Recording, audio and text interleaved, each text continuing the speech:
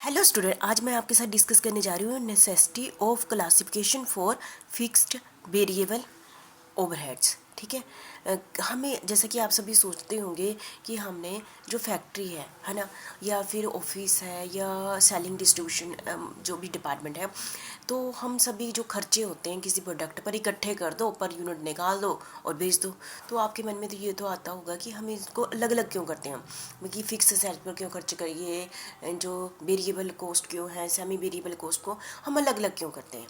ठीक है। नहीं तो इसमें क्या है, फिक्स को इकट्ठा करो, वेरिएबल को इकट्ठा करो, सेमी को इकट्ठा करो, इकट्ठा जोड़ करो और उसके बाद क्या कर दो, नंबर ऑफ यूनिट से डिवाइड कर दो, पर यूनिट कॉस्ट आ जाएगी और उसके हिसाब से सेलिंग प्राइस देख लो और बेच दो, है ना। लेकिन फिर भी आपके मन में आता होगा ना, इनको अलग अलग क्यों कर रहे हैं, इतनी जोर क्यों दिया हुआ है कि इनको अलग अलग ही करो, है ना। तो इससे मैं आपको बता दूं ये हमें क्यों ज़रूरी है कि अलग अलग करना। ये सबसे पहले कि हाँ, कॉस्ट पर यूनिट में इसका कोई इफेक्ट नहीं पड़ता कि हाँ फिक्स्ड है, वेरिएबल है, सेमी वेरिएबल है।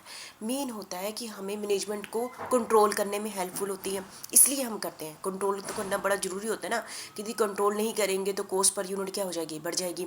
और मेन मकसद इनका सेग्रीगेशन करने का मकसद होता है कि जो कॉस्ट है उस पर कंट्रोल करना। ठीक है। दूसरा, मैनेजमेंट ने बहुत सारे डिसीजन लेने होते हैं, उन डिसीजन में ये बहुत हेल्पफुल होता है।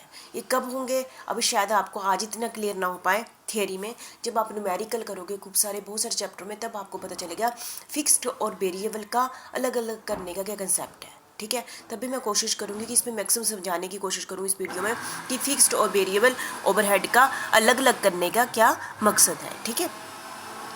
तो हमें ज़रूरी क्या है, fixation of the selling price. देखो, सेलिंग प्राइस फिक्सेशन के लिए framing the flexible budget, effective cost control, help management decision, managerial costing and break even chart, method of absorption of overhead, इन सभी के जरूरी होता है कि हम क्लासिफिकेशन करें। मैं आपसे एक साथ अलग अलग डिस्कस करती हूँ। Fixation of selling price. देखो, यदि मार्केट अच्छी चल रही है तो कोई फ़र्क नहीं पड़ेगा, बहुत अच्छी चल रही है तो जी टोटल वो कॉस्ट करो, पर यूनिट निकालो, उसमें प्रॉफिट ऐड करो और बेच दो। फ़र्क कब पड़ता है, जब मार्केट क्या डाउन में जा रही है। हम चाहते हैं कि मार्केट डाउन में जा रही है ना, आपको पता है कि फिक्स कॉस्ट तो फिक्स रहेगी, है ना। उसका मार्केट डाउन जाए, अप डाउन जाए, है ना। तो वेरिएबल कॉस्ट क्या होती है कि जो वेरिएबल कॉस्ट पे देखो लेबर भी लगी होती है ना। यदि हम ऐसा प्रोडक्ट बेच दें जिससे हमारी फिक्स कॉस्ट तो चलो कवर नहीं हो रही है, ठीक है, यदि हम ना बेचे प्रोडक्ट, यदि हम सोचे फिक्स कॉस्ट टोटल कॉस्ट को देखें, हम टोटल कॉस्ट का कंपेयर करें, हम सोचते हैं नहीं बेचे, टोटल कॉस्ट से कम पड़ रही है, सेलिंग प्राइस कम है, हम नहीं बेचेंगे, चलो ठीक है नहीं बेचते, है ना। कोई भी नहीं बेचना चाहता। लेकिन यदि हम ये दोनों को अलग अलग कर दें, फिक्स को फिक्स, तो फिक्स कॉस्ट तो आपको पढ़नी पड़नी है। यदि आपकी मार्केट ख़राब है, फिक्स कॉस्ट तब भी पढ़नी है। तो आप ये सोचते हैं कि हमें चलो फिक्स कॉस्ट कवर ना हो, है ना, क्योंकि वो तो पढ़नी पड़नी है। यदि वेरिएबल कॉस्ट कवर हो जाती है तब भी हम बेच देते हैं। क्यों? यदि वेरिएबल कॉस्ट में देखो लेबर भी नहीं जाएगी, लेबर का खर्चा तो पूरा हो ही जाएगा ना, है ना। और मार्केट में हमारा स्टैंड भी रहेगा, ऐसा बंद करके तो नहीं बैठेंगे ना। तो इसलिए हम सोचते हैं कि यदि सिचुएशन मार्केट की डाउन में है, यदि हमें वेरिएबल कॉस्ट मिल रही है और वेरिएबल कॉस्ट से ज़्यादा कुछ मिल रहा है ना, तब सेलिंग प्राइस हम डिसाइड कर लेते हैं। लेकिन किस कंडीशन में, जब हमारी मार्केट डाउन है, जब हमारी मार्केट अच्छी हो जाएगी, तब हम तो फिक्स कॉस्ट को कवर करना ही है आगे जाके, है ना। तो ये सारे डिसीजन लेने में क्यों किसने हेल्प की, यदि हमने इन दोनों कॉस्ट को अलग अलग किया है तभी तो हेल्प मिली ना। इसलिए कि शट डाउन कर दें, बंद कर दें, ये इस टाइप से fixation of the selling price. तो सेलिंग प्राइस करने में बहुत ही हेल्प होता है किस केस में, जब मार्केट क्या होती है, डाउन में होती है। ठीक है। तो आप मुझे लगता है समझ गए होंगे। दूसरा है फ्रेमिंग द फ्लेक्सिबल बजट। जैसे कि फ्लेक्सिबल बजट आपको पता ही है, बजट क्या होता है, फ्यूचर के लिए बनाया जाता है। और यदि हमें पता है कि फिक्स कॉस्ट वेरिएबल कॉस्ट है, मार्केट सिचुएशन के अकॉर्डिंग हम क्या करते हैं, बजट बना लेते हैं। जैसे various level of the capacity, हम ये सोचते हैं यदि बजट बनाया ना, हम बजट क्या होता है, फ्यूचर के लिए बनाया जाता है। हम सोचते हैं यदि हमने इतनी आउटपुट की, इतनी आउटपुट की, इतनी आउटपुट की, अलग अलग लेवल की आउटपुट की, है ना, और हमारी फिक्स कॉस्ट इतनी है, हमारी वेरिएबल कॉस्ट इतनी है, हाँ, अलग अलग लेवल पर, अलग अलग लेवल पर, है ना, क्या हमारी वेरिएबल कॉस्ट कवर हो जाती है, ठीक है, और किस लेवल पर हमारी फिक्स कॉस्ट कवर हो जाती है, किस लेवल पर हमारी फिक्स कॉस्ट उतनी कवर नहीं हो पाती है, ठीक है। तो वो capacity, framing the flexible budget में जो कैपेसिटी निर्धारित लेवल ऑफ कैपेसिटी निर्धारित करने में जो ये दोनों अलग अलग करना कोस्ट को बहुत ही बेनिफिशियल होता है। इफेक्टिव कोस्ट कंट्रोल, जैसे कि आपको मैंने पहले ही बता दिया, जो इनका अलग अलग करने का मकसद कोस्ट पर यूनिट में तो कोई फर्क नहीं पड़ेगा, लेकिन कंट्रोल करने में मैनेजमेंट में बहुत ही हेल्प होता है। ठीक है, क्योंकि जो फिक्स एक्सपेंसेस है, क्योंकि इस पर फिक्स एक्सपेंसेस में बहुत ज़्यादा खर्चा होता है, जैसे बिल्डिंग में बड़ा सारा खर्चा होता है ना, फिक्स ओवरहेड पर, मशीनों पर बड़ा खर्चा होता है, ये सारे क्या है, फिक्स्ड है ना।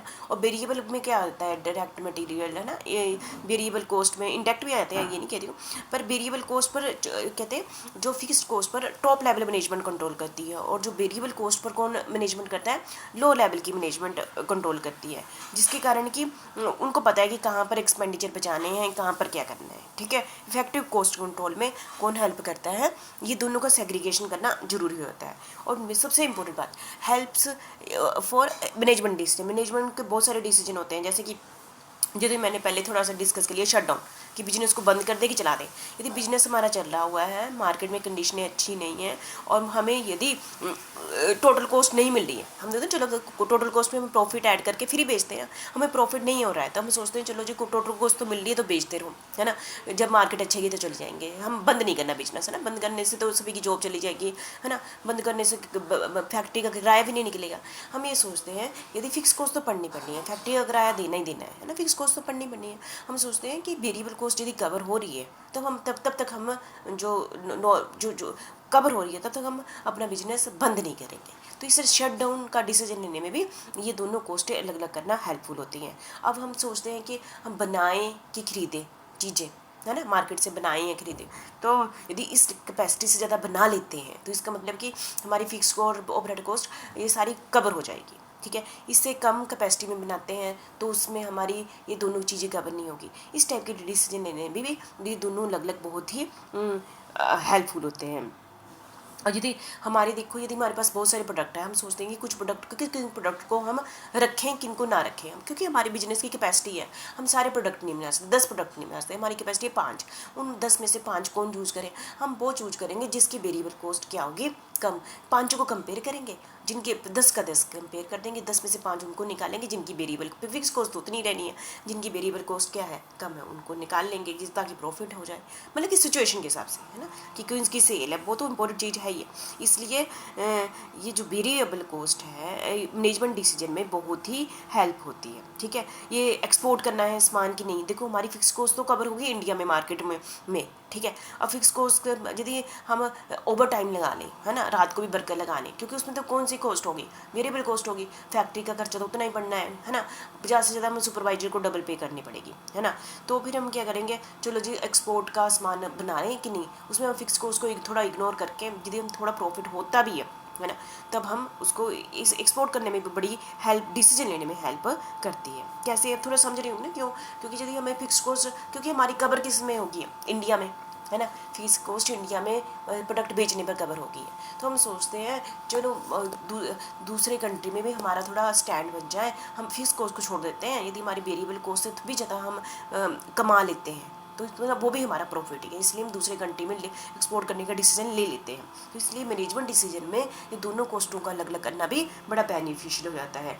जैसे आगे आप एक चैप्टर पढ़ेंगे marginal costing break even chart, है ना, जिसमें हम पढ़ेंगे कॉस्ट वॉल्यूम प्रॉफिट रिलेशनशिप। ठीक है, उनमें ये सारा रोल ही इन्हीं का है, तीन का, फिक्स कॉस्ट और वेरिएबल कॉस्ट का। ठीक है, वहाँ पर आपको और बहुत ज़्यादा पॉइंट मिल जाएंगे कि हमने इसमें क्या क्या डाला, क्यों जरूरी है कि इनका अलग अलग करना, बहुत सारा चैप्टर इसमें आपके जरूरी में आ जाएगा। ठीक है, तब हम इसको डिस्कस कर लेंगे, मतलब मेरे यहाँ पर इसलिए मैं आपको मेंशन कर रही हूँ, जब मैं वो चैप्टर पढ़ाऊँ तो आपने वहाँ से पॉइंट उठा के यहाँ डाल दिए हैं। ठीक है, और method of absorption of overhead हम नेक्स्ट टॉपिक पढ़ेंगे इसी चैप्टर में, कि जो मेथड में भी अडोप्टेड फॉर डिटरमिंग एब्जॉर्प्शन के बहुत सारे हैं, जिसमें फिक्स्ड और ओवरहेड दोनों का अलग अलग करना बहुत ही जरूरी है। ठीक है, आइडल कैपेसिटी, ठीक है, बिजनेस की आइडल कैपेसिटी में भी इसका बहुत ही ज़्यादा रोल होता है। इन शॉर्ट मैं आपको कहूँ, जो हमारा जो ओवरहेड है, यदि हम अलग अलग कर रहे हैं फिक्स्ड ओवरहेड वेरिएबल ओवरहेड को, तो इनका वैसे बिजनेस के मैनेजमेंट करने में हेल्पफुल होता है, मैनेजमेंट डिसीजन करने में हेल्प होता है।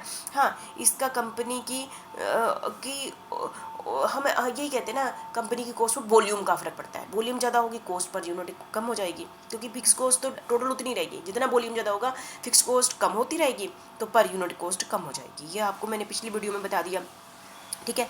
और भी इन्फ्लुएंस करती है, जैसे production specification, product mix, method of production, technology, plant and equipment, organisation structure, management policy, price indicates, इन सभी में भी ये दोनों का अलग अलग करना बहुत ही बेनिफिशियल होता है। तो मुझे लगता है कि काफ़ी कुछ मैंने आपको बता दिया, ठीक है। क्यों ज़रूरी है इनका अलग अलग करना, फिक्स कॉस्ट, क्योंकि हमारी बुक की बहुत सारे चैप्टर इसी बेस पर ही है, दोनों का अलग अलग करना। मतलब कि यदि दोनों अलग नहीं होगी, देख आपने थोड़ा सा आइडिया तो लग ही गया ना। जब हमारी मार्केट नीचे जा रही है तो उस समय हमें वेरिएबल कॉस्ट भी कवर हो रही है। वेरिएबल कॉस्ट से थोड़ा सा ज़्यादा भी मिल रहा है, तो हम सोचेंगे प्रॉफिट ही है वो भी, ठीक है। तो दूसरे कंट्री में हम सामान बेच रहे हैं, यदि हमारी इंडिया में फिक्स कॉस्ट कवर हो गई है, तभी हम वेरिएबल कॉस्ट से थोड़ा ज़्यादा भी बेच दें कॉस्ट पर ऐड करके, तब भी हमें प्रॉफिट ही प्रॉफिट है। इस टाइप से बहुत सारे शट डाउन करें कि नहीं करें, इस टाइप में बहुत सारे डिसीजन, बहुत सारे और भी डिसीजन है जो कि हम आगे डिस्कस करेंगे प्रोजेक्ट में। तो ये ज़रूरी होता है कि हम फिक्स कॉस्ट और वेरिएबल कॉस्ट को अलग अलग करते हैं। मुझे लगता है आपको पता चल गया होगा। Thank you very much.